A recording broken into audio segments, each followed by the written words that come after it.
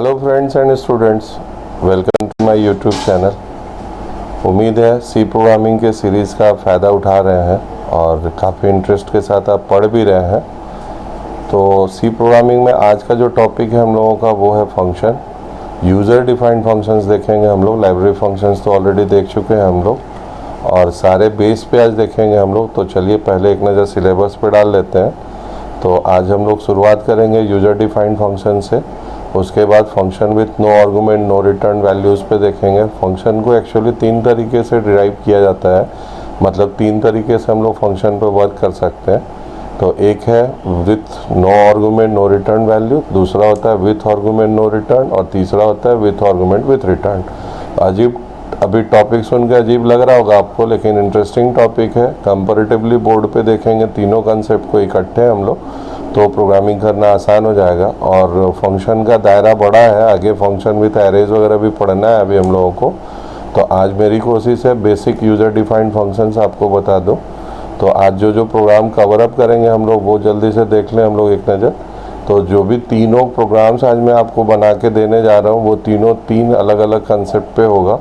और फिर से वही नो आर्गुमेंट नो रिटर्न और with argument with no return और विथ आर्गुमेंट एंड रिटर्न पे होगा। तो बने रहिए मेरे साथ वीडियो में। तो चलिए सबसे पहले बोर्ड पे चलें हम लोग। चलिए आज के टॉपिक की शुरुआत करें हम लोग। तो आज का जो टॉपिक है वो है फंक्शंस। फंक्शंस बेसिकली 2 तरह के होते हैं। एक वो फंक्शन है जो सी हमें देता है, मतलब जो हमें लाइब्रेरी के द्वारा मिलता है, जिसे हम लोग लाइब्रेरी फंक्शंस कहते हैं, याद रखिएगा। एक जो है वो है लाइब्रेरी फंक्शंस, जो हम लोग पार्ट 1 पार्ट 2 वाले में देख चुके हैं और इससे आप ऑलरेडी फेमिलियर हैं। लाइब्रेरी फंक्शंस के एग्जांपल्स में हम लोग देखे थे स्क्यूआरटी कैसे निकाला जाता है या पावर फंक्शन कैसे यूज़ होता है। तो जिसके साथ एम्पटी पैरेंथेसिस आता है उसे हम फंक्शन कहते हैं। दूसरा यूज़र डिफाइंड फंक्शन। तो अब यहाँ से बेसिक से स्टार्ट करेंगे हम लोग और एज वेल एज आगे के कंसेप्ट को भी समझेंगे हम लोग। तो यूज़र डिफाइंड फंक्शन का मतलब क्या हुआ, पहले तो ये समझे हम लोग। सपोज अपने प्रोग्राम में हम लोगों को कोई एक काम रिपीटेटिव मैनर में करना है या हम किसी एक टुकड़े को अलग बना देना चाहते हैं और जब भी हमें ज़रूरत होगी उस पूरे टुकड़े को रिकॉल कर लें, इसीलिए फंक्शन को प्रोग्राम सेगमेंट भी कहते हैं। अब इसको उदाहरण के तौर पे समझे हम लोग। तो सपोज़ कहीं पे हम लोगों को एक आउटपुट चाहिए कि इस टाइप से डैश जो है ये 50 बार प्रिंट हो, मतलब एक लाइन आ जाए अपने आप।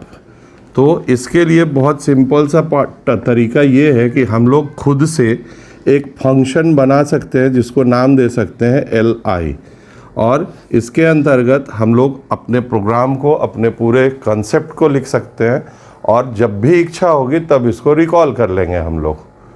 अब अगर इस पूरे कंसेप्ट को समझना है तो 3 तरीके के डिक्लेरेशन को समझना होगा। यूज़र डिफाइंड फंक्शन 3 तरीके से बनाया जाता है। एक जो है वो है जिसमें हम लोग ना ही आर्गुमेंट लेते हैं और ना ही कुछ भी रिटर्न कराते हैं, जिसे हम लोग नो आर्गुमेंट नो रिटर्न बोलते हैं। इसके बाद आता है दूसरा कंसेप्ट जिसमें हम लोग विथ आर्गुमेंट तो लेते हैं लेकिन रिटर्न वैल्यू नहीं कराई जाती है, और तीसरे में आर्गुमेंट और रिटर्न दोनों कराया जाता है। तो अब इन तीनों कंसेप्ट को बोर्ड पे कंपैरेटिव मैनर में समझेंगे हम लोग, तब जाके यूज़र डिफाइंड फंक्शन का बेस क्लियर होगा और तभी हम लोग आगे बढ़ पाएंगे। तो चलिए अब तीनों के एग्जांपल्स को लेके सिंपल इंटरेस्ट के बेस पे और रन करके देखें हम लोग और उसके कंसेप्ट को समझें हम लोग। चलिए अब तीनों कंसेप्ट को समझें हम लोग। तो एक जो एग्जाम्पल मैंने यहाँ पे दिया है आपको वो नो आर्गुमेंट नो रिटर्न पे है। तो 2-3 बातें जो आपको यहाँ पे दिमाग में डालनी होंगी वो ये हैं। आर्गुमेंट होता क्या है, सर बार बार रिटर्न क्या कह रहे हैं, और वाइड का क्या मतलब है। तो ये पॉइंट्स आपको अच्छे से दिमाग में डालना होगा फंक्शन को समझने के लिए। चलिए देखिए, तो इसको नो आर्गुमेंट नो रिटर्न क्यों कहते हैं, तो इसका सीधा सा फंडा है, ये एक यूज़र डिफाइंड फंक्शन है SI। सिंपल इंटरेस्ट को मैंने खुद से डिफाइन किया है SI नाम से, और इसमें किसी भी तरह का मेन पार्ट में आप देख सकते हैं कोई भी इनपुटिंग नहीं कराया गया है। तो जब कभी भी मेन में कोई इनपुटिंग नहीं कराई जाएगी और कुछ भी रिज़ल्ट आपके इस हिस्से से वापस मेन में नहीं जाएगा, तो अगर रिटर्न वैल्यू कुछ भी नहीं हो रहा है तो आगे वॉइड लगाएंगे और अगर आपके कोई भी आर्गुमेंट्स नहीं है तो यहाँ पे एम्पटी पैरेंथेसिस डालेंगे। ये डिक्लेरेशन लाइन है फंक्शन का, और इस लाइन में मैंने कॉल किया है एसआई नाम के फंक्शन को। मेन प्रोग्राम मेरा यहाँ क्लोज हो गया। जब आप मेन प्रोग्राम में अपने फंक्शन को कॉल कराएंगे उस समय सेमीकोलन कंपलसरी होता है। जब आप उसके लिए प्रोग्राम लिखने चलते हैं, मतलब उस टुकड़े के लिए जब प्रोग्राम लिखने चलिएगा, तो यहाँ पे सेमीकोलन का यूज़ नहीं होगा। अब निश्चित तौर पे ये जो क्वेश्चन है वो सिंपल इंटरेस्ट के लिए है, तो हमें प्रिंसिपल चाहिए, रेट चाहिए और टाइम चाहिए। ये 3 आर्गुमेंट्स हैं हमारे, PRT, प्रिंसिपल, रेट और टाइम। और ये जो है हमारा, ये है S, जिसके अंतर्गत हम लोग अपना कैलकुलेशन करके वैल्यू को स्टोर करेंगे। प्रिंटफ के थ्रू मैंने कहा PRT कितना है डालिए, उससे हम लोगों ने यहाँ पे रीड करवाया PRT में, जैसा कि सिंपल प्रोग्राम में होता है। इसके बाद हम लोग निश्चित तौर पे अब कैलकुलेशन करेंगे। तो कैलकुलेशन में क्या आएगा, S बराबर P into R into T/100। और इतना करने के बाद हम लोग यहीं पे रिज़ल्ट को क्या करेंगे, डिस्प्ले करा देंगे। यानी प्रिंटफ वाला जो वैल्यू है वो भी यहीं पे आ जाएगा, यानी printf simple interest is equal to %d, S। और यहाँ पे हम लोगों का प्रोग्राम जो है वो क्लोज हो गया। यानी अब अगर कहीं पे भी दोबारा फिर से सिंपल इंटरेस्ट चाहिए तो कुछ नहीं करना है, एक और ऐसा ही यहाँ पे बढ़ा देंगे। मेरा एक बार और ये टुकड़ा रन कर जाएगा। तो इसी रिपीटेडली एग्जीक्यूशन को बोला जाता है फंक्शन, पहली बात। दूसरी चीज़, इसमें कोई भी वेरिएबल मेन से आपके टुकड़े में नहीं आ रहा है, मतलब जिस पार्ट में आप सिंपल इंटरेस्ट का सारा वर्क कर रहे हैं वहाँ पे नहीं आ रहा है, इसीलिए इसको नो आर्गुमेंट कहा जाएगा। और यहाँ से कोई भी रिजल्ट लौट के मेन प्रोग्राम में नहीं जा रही है, इसलिए इसे नो रिटर्न कहा जाता है। अब आइए दूसरे कंसेप्ट की तरफ। दूसरा जो कंसेप्ट है ये कहता है कि इसमें आर्गुमेंट तो होंगे लेकिन रिजल्ट कुछ भी रिटर्न होके नहीं जाएगा। यहाँ पे आप गौर से देखें तो 3 वेरिएबल हम लोगों ने लिया है PRT। उसके पहले ये डिक्लेरेशन वाली लाइन आप समझ लें, सिंपल इंटरेस्ट मेरे द्वारा डिक्लेयर किया गया एक नाम है, एक फंक्शन है यूज़र डिफाइंड। इसके अंतर्गत 3 अलग अलग आर्गुमेंट आएंगे, मतलब 3 वेरिएबल्स आएंगे PRT, और तीनों के तीनों इंटीजर टाइप के होंगे, इसलिए यहाँ पे केवल टाइप्स लिखना पड़ता है, इंट इंट इंट। अगर एक और होता तो एक और इंट बढ़ाना पड़ता। आगे वाला वॉइड ये कहता है कि इस प्रोग्राम में कुछ भी नीचे से रिटर्न होके नहीं जाने वाला है। यहाँ पे हम लोगों ने अपने तीनों वेरिएबल्स को लिया, और ये लाइन गौर करने वाली है। अगर इससे कंपेयर करें आप, तो यहाँ एम्पटी पैरेंथेसिस यूज़ हुआ था। यहाँ पे वो तीनों आर्गुमेंट्स आपको लिखने होंगे जिसके अंतर्गत आप नीचे का कैलकुलेशन करने जा रहे हैं। इसके बाद यहाँ सेमीकोलन लगाएंगे। अब जब यहाँ पर डिक्लेरेशन करेंगे तो सेमीकोलन का इस्तेमाल नहीं होगा, और P का नाम बदल के P1 किया है मैंने, R का नाम बदल के R1 किया गया है, और T का नाम बदल के T1 किया गया है। तीनों के तीनों इंटीजर टाइप के हैं, इसलिए यहाँ पे int P1, int R1, int T1 comma दे दे के आपको लिखना होगा। यहाँ पे हम लोगों ने एक वेरिएबल लिया है S कैलकुलेशन के लिए। यहाँ पे हमारा पूरा कैलकुलेशन हुआ और उसे हम लोगों ने डिस्प्ले करा दिया। यानी आर्गुमेंट तो मेन प्रोग्राम से लाए, लेकिन कैलकुलेशन और प्रिंट आउट यानी रिजल्ट लेने का काम यहाँ पे हुआ। अब चलते हैं हम लोग विथ आर्गुमेंट विथ रिटर्न के तरफ। तो इस प्रोग्राम को अब आप गौर से देखें, डिक्लेरेशन का तरीका वही है जो यहाँ पे था, यानी सेम तरीके से हम डिक्लेयर करेंगे अपने फंक्शन को। वेरिएबल डिक्लेरेशन का तरीका वही है, आर्गुमेंट्स वैसे ही इनपुट में लेंगे हम लोग। अब एक्स्ट्रा क्या पड़ेगा यहाँ पे, यहाँ एक वेरिएबल डालना होगा आपको जिसके अंतर्गत SI नाम का फंक्शन जब एग्जीक्यूट होगा इन तीनों आर्गुमेंट के बेस पे, तो जो भी रिजल्ट लौट के आएगा वो X में स्टोर हो जाएगा, और उसे ही हमें यहाँ प्रिंट कराना होगा। आइए अब प्रोग्राम के तरफ यानी फंक्शन के तरफ। तो यहाँ पे हम लोगों ने अपने फंक्शन को डिक्लेयर किया, यहाँ पे उसके हम आर्गुमेंट्स को डिफाइन किए, यानी P1, R1, T1 ये आर्गुमेंट्स हुए, और जो भी कैलकुलेशन था हम लोगों ने किया, और उस वैल्यू को जो S में स्टोर हुआ उसे हम लोगों ने रिटर्न करा। और ये जो S वैल्यू है ये ऑटोमेटिक असाइन हो जाएगी X को। तो इसमें ध्यान देने वाली बात यही है कि यहाँ पे रिजल्टेंट जो होगा वो मेन में होगा, यानी आर्गुमेंट भी लेंगे मेन पार्ट में और रिजल्ट भी डिस्प्ले कराएंगे मेन पार्ट में। जो भी कैलकुलेशन होगा वो यहाँ होगा और रिटर्न होके वापस आपके मेन प्रोग्राम में जाएगा। अगली जो गौर करने वाली बात ये है कि चूंकि यहाँ पे रिटर्न वैल्यू इंटीजर टाइप का मिल रहा है, इसलिए डिक्लेरेशन में वॉइड का इस्तेमाल नहीं होगा बल्कि इंट का इस्तेमाल होगा। तो ये सब छोटी छोटी चीज़ें हैं जिन पे आपको गौर करना है और तब जाके फंक्शन पे आपकी पकड़ बनेगी। और इन तीनों तरीके से आप फंक्शन की प्रोग्रामिंग कर सकते हैं खूब अच्छे से।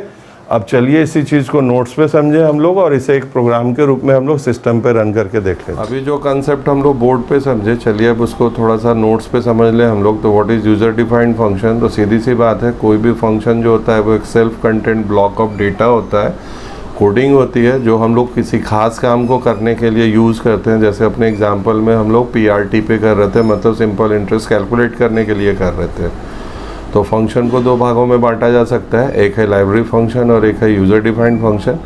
लाइब्रेरी फंक्शंस वो हैं जो हमें रेडीमेड सी की लाइब्रेरी से मिलता है, जैसे स्क्वायर रूट निकालना, पावर कैलकुलेट करना। तो इन सब के लिए एक लाइब्रेरी फंक्शन पहले से निर्धारित है और उनका इस्तेमाल करते हैं हम लोग। उसी तरह से अगर रिपीटेडली हमें कहीं पे किसी एक वर्क को बार बार करना पड़ रहा है तो उसे हम लोग एक ब्लॉक के रूप में कहीं पे भी स्टोर करके रख सकते हैं। वो एक सेगमेंट के रूप में होगा, इसीलिए फंक्शन को प्रोग्राम सेगमेंट भी कहा जाता है। तो एक टुकड़े के रूप में अपना एक यूज़र डिफाइन देके, मतलब खुद का एक नाम देके हम लोग उसे स्टोर कर सकते हैं और उसे कहीं भी कॉल कर सकते हैं। तो किसी भी फंक्शन का सी के में अगर हम लोग बना रहे हैं तो उसका एक फॉर्मेट क्या होगा? तो सबसे पहले फंक्शन का एक नाम देना पड़ता है। आर्गुमेंट अगर है तो उसकी लिस्ट, जैसा कि अपने एग्जांपल में हम लोगों ने दिया था नाम सिंपल इंटरेस्ट के लिए SI, और आर्गुमेंट लिस्ट हम लोगों ने डाला था PRT, प्रिंसिपल, रेट और टाइम। और फिर उसका डिक्लेरेशन हम लोगों ने किया था कि हाँ भाई ये इंटीजर टाइप के होंगे। और फिर जो वेरिएबल्स ज़रूरत हुए उनको हम लोगों ने डिक्लेयर किया और फिर उसे हम लोगों ने एग्जीक्यूट किया और फिर रिजल्टेंट को हम लोगों ने रिटर्न करवाया। तो 3 पैटर्न पे हम लोग फंक्शन को यूज़ कर सकते हैं। Function with no argument and no return, दूसरा function with argument and no return, और तीसरा function with argument and return values. इन तीनों पे हम लोगों ने एग्जांपल्स बोर्ड पे समझ लिए हैं। अभी मैं नोट्स में भी समझा के दे रहा हूँ आपको और फिर से रन करके भी दे दूँगा और उसके बाद आपको प्रैक्टिस करनी होगी। Function with no argument and no return का कंसेप्ट ये कहता है कि आप जो भी डाटा उसे दे रहे हैं वो डाटा वो लेगा और उसमें ना ही वो आर्गुमेंट की ज़रूरत होगी उसे और ना ही वो कुछ रिटर्न करेगा। दूसरे में हम लोग आर्गुमेंट को, ये प्रोग्राम में दिख जाएगा आपको, और ये मैंने जस्ट एक नोट्स में उस एग्जांपल को डाल दिया है और यहाँ पे दिखेगा आपको with argument and no return values. इसके भी थ्योरी वाले पार्ट को मैंने यहाँ पे लिख के दे दिया, आप इसे नोट डाउन कर ले प्लीज़। और तीसरा जो होगा वो विथ रिटर्न वैल्यूज़ होगा। वो कंसेप्ट यहाँ पे है जैसा कि हम लोगों ने बोर्ड पे समझा। तो और ज़्यादा क्लियर करने के लिए अब सिस्टम पे हम लोग इन प्रोग्राम्स को रन करके देखेंगे तो सारी बारीकियाँ समझ में आ जाएंगी, ट्रिक टेक्निक समझ में आ जाएगा, लॉजिक समझ में आ जाएगा और आगे आपके लिए प्रोग्रामिंग आसान हो जाएगी। तो चलिए फटाफट प्रोग्राम तीनों हम लोग रन करके देख लें सिस्टम पे। चलिए पहले प्रोग्राम की शुरुआत करें हम लोग। तो ये जो प्रोग्राम है ये function with no argument no return value पे है। तो आप गौर से देखें यहाँ पे, तो ये SI नाम का एक फंक्शन है जो यूज़र डिफाइंड है, यानी मैंने डिफाइन करके दिया है, जिसके आगे हमने void का यूज़ किया है। void ये कहता है कि ये जो प्रोग्राम है ये नो रिटर्न नो आर्गुमेंट पे है, और void आगे में जो लगाया गया है वो ये कह रहा है कि इस प्रोग्राम में SI नाम का एक फंक्शन यूज़ होने जा रहा है और उस फंक्शन में किसी भी तरह के कोई भी आर्गुमेंट या रिटर्न की वैल्यू नहीं आएगी। तो इसमें हम लोग जो भी इनपुटिंग लेंगे वो भी नीचे ही लेंगे, कैलकुलेशन भी नीचे ही होगा और रिज़ल्ट भी नीचे ही दिया जाएगा। तो यहाँ पे ये जो लाइन है ये डिक्लेरेशन की लाइन है, ये कॉलिंग की लाइन है। मतलब यहाँ पे हमने ये डिक्लेयर किया कि आप भाई SI नाम के फंक्शन को रन कर दीजिए। यहाँ पे अब SI वाले टुकड़े के लिए हमने प्रोग्रामिंग लिखा void SI और यहाँ पे लोकल वेरिएबल्स डिक्लेयर हुए। यहाँ पे हमने कहा PRT का वैल्यू इनपुट करो, यहाँ पे फॉर्मूला अप्लाई किया गया और उसे प्रिंट करा दिया गया और यहाँ पे बंद हो गया।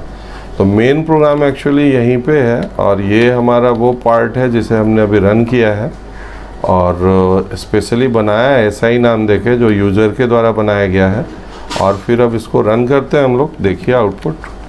तो ये हम लोगों से 3 वैल्यूज़ मांगेगा PRT। तो सपोज मैंने दिया कि 2000 रुपये भाई प्रिंसिपल अमाउंट है, 3 साल के लिए ले रहे हैं 3% इंटरेस्ट पे। तो ये रहा आउटपुट आपका, सिंपल इंटरेस्ट आएगा 180।